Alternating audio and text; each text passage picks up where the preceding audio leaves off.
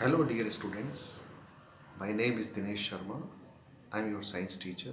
I welcome all of you in our science class. In today's, we are going to learn the topic crop production and management. This is the first chapter of your science. In this chapter, we will learn about the farming. We will also learn about the animal husbandry. Before I start the chapter, I want to introduce you the important key point of this chapter. Let me take your attention towards the basic needs of the human life. इंसानों की सबसे basic requirement क्या होती है? Human beings की सबसे basic requirement होती है रोटी, कपड़ा, मकान, means food, shelter, and third one is clothes. In this chapter, we will focus on the food. This is the much basic requirement. Without food, life is not possible. As mentioned in your textbook, that food is the basic necessities of life because it provides energy.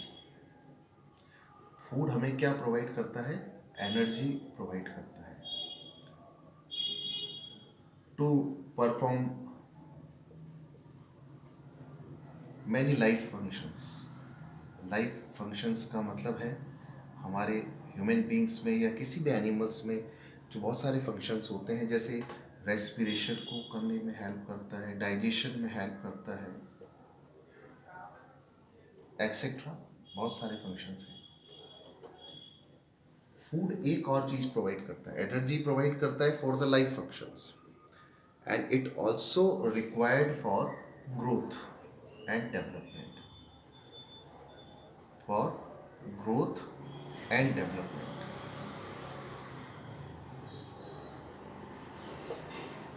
आपने सुना होगा बच्चों को उनके parents कहते हैं अच्छे से खाना खाओ, खूब अच्छे से बड़े हो जाओगे. तो हमारी ग्रोथ जो है, इंटरनल ग्रोथ, ऑर्गन्स की ग्रोथ भी होती है, हमारी मेंटल ग्रोथ, हमारी हेल्थ जो है वो टोटली फूड पर डिपेंड करती है. If we are taking the nutritious food, we are healthy and we our growth is also as according to the food. तो हमारा डेवलपमेंट और ग्रोथ दोनों फूड पर डिपेंड्स होती है. और थर्ड और इम्पॉर्टेंट बात है that food protects us from the diseases. अगर हम अच्छा न्यूट्रिशियस फूड खा रहे हैं तो वो हमें बीमारियों से बचाता है. तो प्रोटेक्शन भी हमें प्रोवाइड करता है. It protects from diseases. अगर हमने न्यूट्रिशियस फूड लिया है तो हम बीमार नहीं होंगे. अब ये बात आती है कि फूड हमें मिलता कहाँ से? What are the source of food? तो बच्चों, आपको मालूम होता है कि हमें दो सोर्सेज हैं फूड के. आइदर हमें फूड जो है प्लांट से मिलता है और एनिमल से भी मिलता है. तो there are two sources, one is the plant source and another's are animal source. Plant source के बारे में तो आप पढ़ चुके हैं कि प्लांट्स जो है they also doing photosynthesis and prepare food. जो प्लांट्स हैं वो खुद के लिए भी अपना खाना जो बनाते हैं, इनको ऑटोट्रॉफ कहते हैं. ये तो आपको पता है, ऑटोट्रॉफ्स होते हैं. They self synthesise their food. ये खुद अपना खाना बनाते हैं. जबकि एनिमल्स जो होते हैं ये डिपेंड करते हैं for the food. But how they are utilizing as food for us. यानी हम बहुत सारा फूड जो होता है हमारा, हमारे डेली का जो फूड है उसमें हम प्लांट से बनी हुई चीज़ें खाते हैं, प्लांट के प्रोडक्ट्स खाते हैं. जैसे हम क्या खाते हैं? बीन्स खाते हैं, फ्रूट्स खाते हैं, वेजिटेबल्स खाते हैं, ग्रेन्स खाते हैं. All are the plant products. और एनिमल किस तरह से हमारे फूड होते हैं? एनिमल्स आर लाइक, जैसे हम एनिमल से मिल्क लेते हैं. Milk is the we get from the animals. Eggs, milk है, एग है ना. फिशेज हैं, ये भी फूड की फॉर्म में ही खाई जाती हैं, ली जाती हैं. तो ultimately we have learn that source of foods are plants और एनिमल्स। एक और चीज बहुत इंटरेस्टिंग है कि पहले जो ह्यूमन बींग्स थे they were living the wandered life in search of food. They are moving here and there in the jungles, but when they learn the farming, जब उन्होंने ये सीखा कि ये जो प्लांट्स हैं इनको हम ग्रो कर सकते हैं, हमें फूड के लिए इधर उधर घूमना नहीं पड़ेगा, एनिमल्स को किल नहीं करना पड़ेगा, तो उन्होंने एक डिस्कवरी किया दैट इज कॉल्ड फार्मिंग। तो they become wanderer to food producer, वो वांडरर से फूड प्रोड्यूसर बन गए। और now it is we are calling them farmers. आजकल के टाइम पे हम उनको फार्मर्स कहते हैं, किसान बन गए and they start producing grains. तो हमारा जो चैप्टर है वो क्रॉप प्रोडक्शन ही है और management, how it is takes place in the farm field. तो हम उस टॉपिक को पढ़ेंगे, एग्रीकल्चर से शुरू करेंगे। एग्रीकल्चर,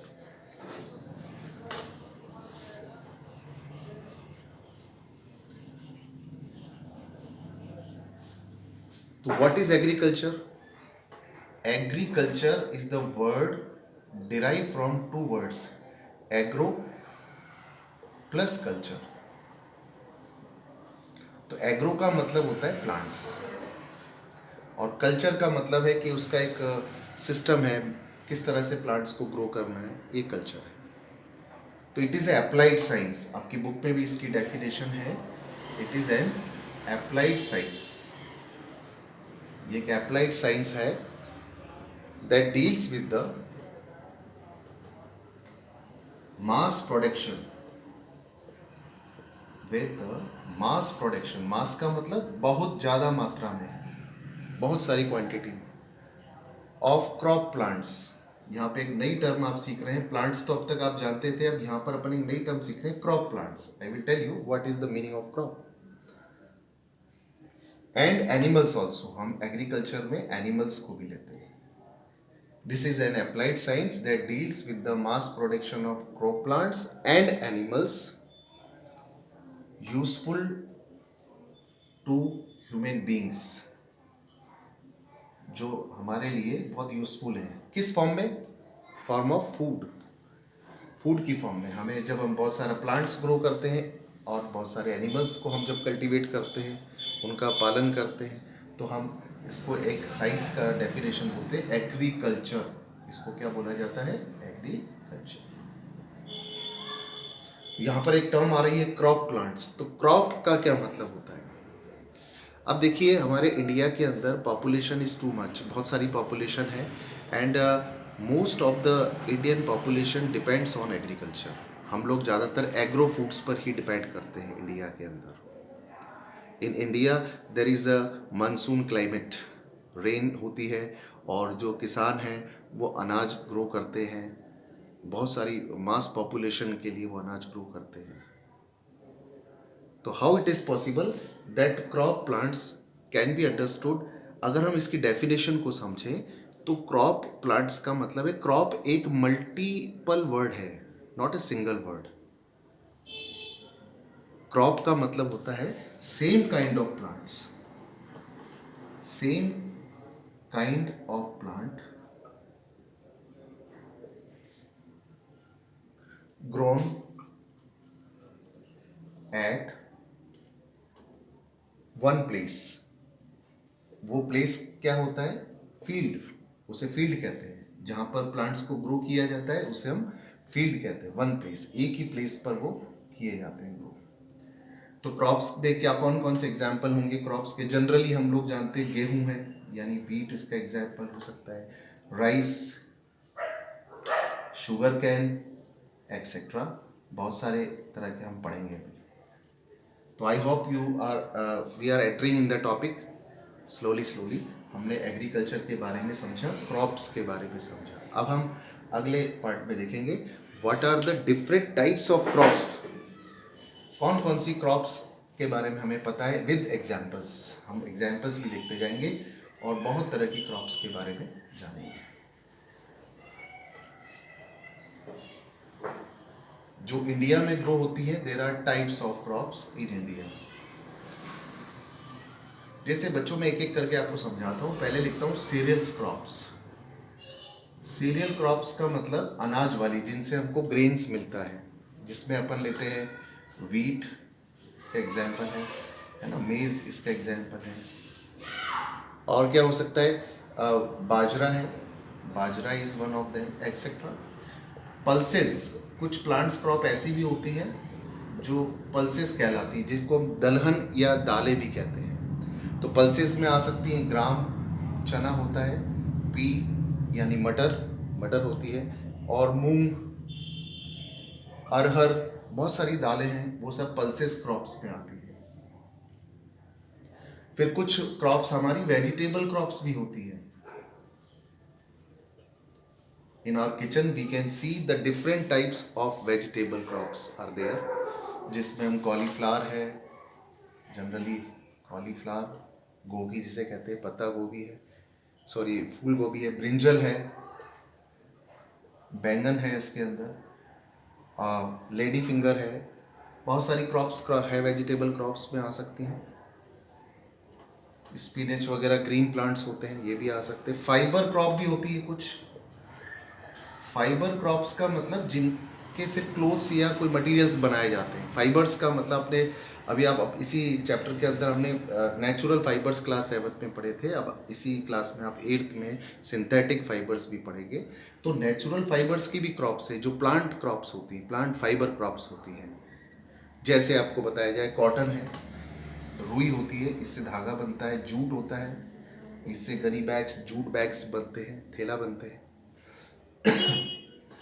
और इसके अलावा आप देखिए, there are spices crops also, जिनसे हमें मसाले मिलते हैं तरह तरह के। किचन के हम जब कुकिंग करते हैं तो बहुत सारे स्पाइसेस डालते हैं, जीरा है, धनिया है, इस तरह की चीज़ें। तो ये सब भी क्रॉप्स, इनकी भी प्लांटिंग की जाती है, इनकी भी फार्मिंग की जाती है। तो they are consider as black पीपर।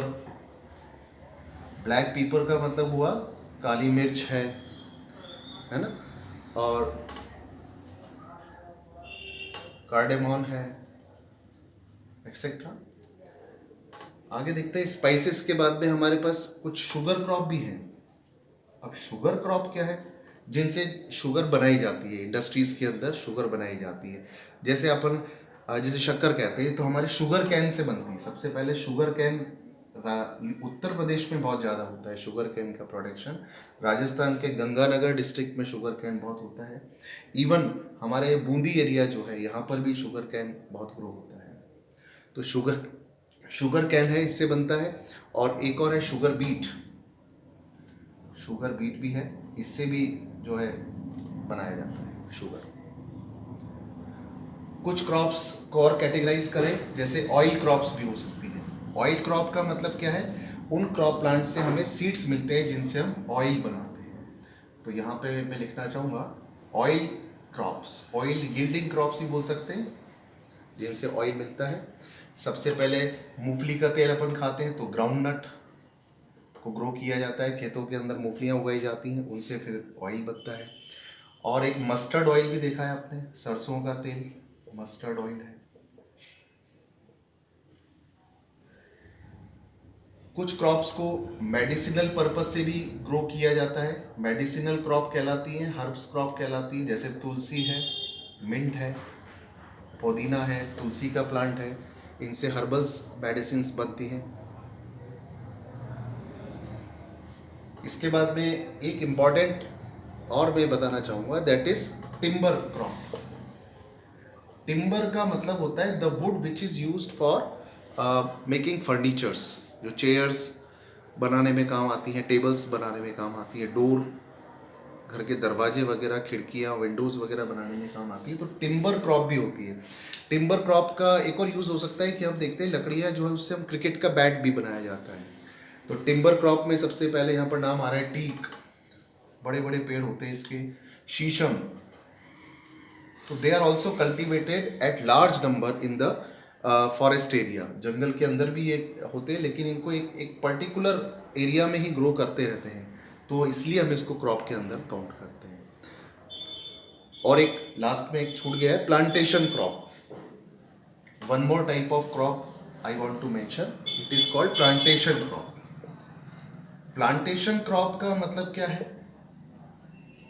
ऐसी क्रॉप जिसको प्लांटिंग किया जाता है, यानी रोपित किया जाता है, यानी एक हम उसको डायरेक्ट अगर सॉइल में डाल देते हैं तो उसी से प्लांट ग्रो करने लग जाता है.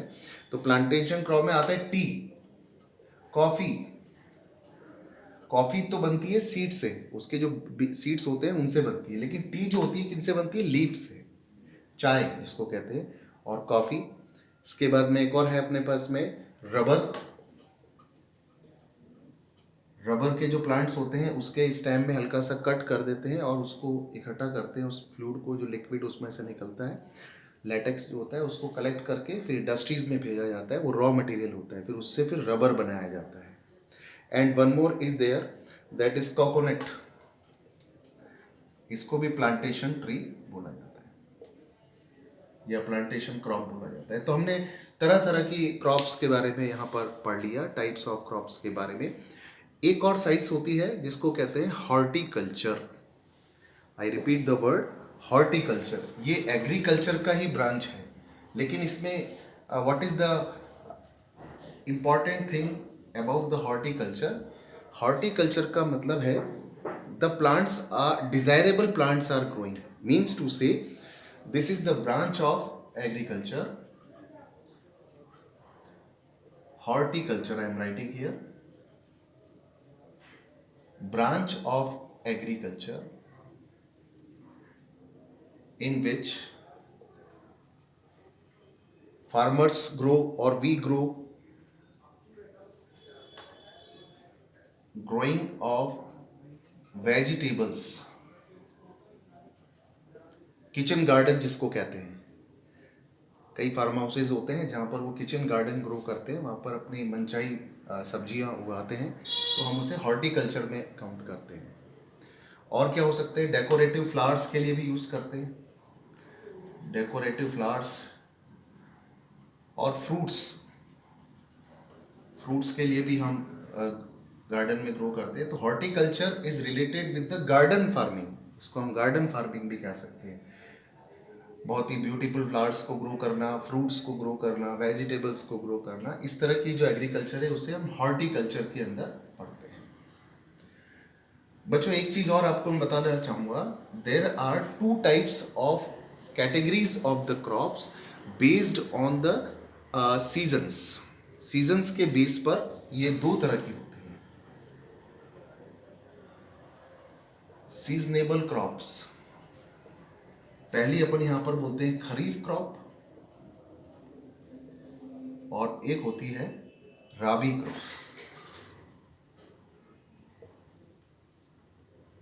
Rabi crop and kharif crop. इसको कैसे याद किया जाए? तो देखिए, खरीफ क्रॉप का मतलब है रेनी सीजन क्रॉप. इसको एक दूसरा नाम भी देते हैं, रेनी सीजन क्रॉप है. और इसको बोलते हैं विंटर सीजन क्रॉप.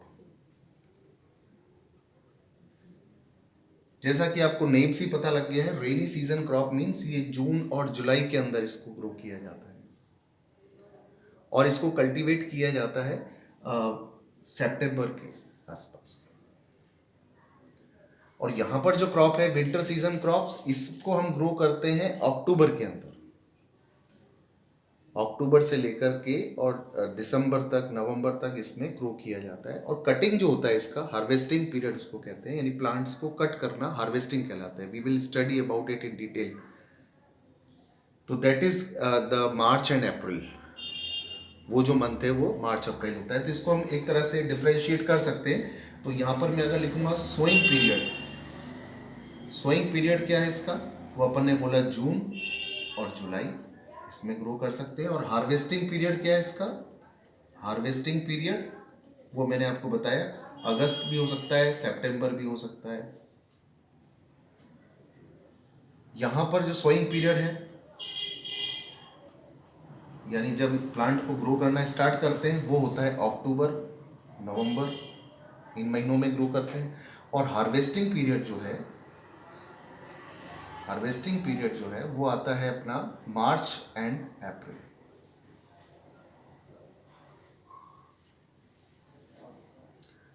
तो I hope you understand this seasonal crops.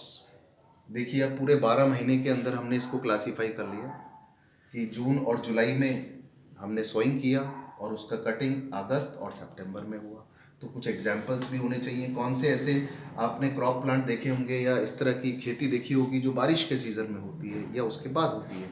तो आप देखेंगे यहाँ पर ग्राउंड नट का होता है, ग्राउंड नट, मूंगफली वगैरह जो ग्रो करते हैं वो इसमें आ जाता है। और दूसरा आप देखेंगे राबी क्रॉप्स में वीट आ जाएगा, वीट है, ग्राम है, मस्टर्ड है, सरसों वगैरह जो होती हैं ये सब रबी क्रॉप्स विंटर सीजन क्रॉप में आती हैं। इसमें ग्राउंड नट आ गया और आपके राइस भी आता है, राइस यानी चावल की भी खेती इसके अंदर खरीफ सीजन में की जाती है। तो बच्चों आपने देखा कि ये सारे मंथ कवर हो गए, लेकिन इसमें मई और जून नहीं आया। तो वहां पे एक स्पेशल तरह की क्रॉप होती है, जैद क्रॉप कहते हैं उसको। क्या बोलते हैं? जैद क्रॉप।